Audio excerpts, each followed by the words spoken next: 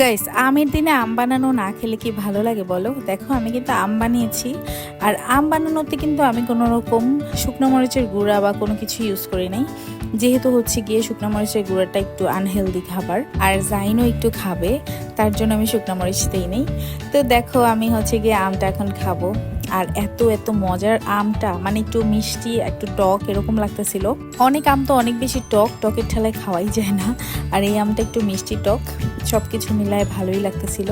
আর এখানে কিন্তু হালকা পরিমাণে আমি একটু চিনি দিয়েছি, যেন একটু টক মিষ্টি ফ্লেভার আসে। আর তোমরা কিভাবে আম বানাও আমার সাথে শেয়ার করো। আমি আসলে এই আমগুলোকে জুস বানাইতে চাইছিলাম, কিন্তু জুস না বানিয়ে ভাবলাম যেভাবেই খাই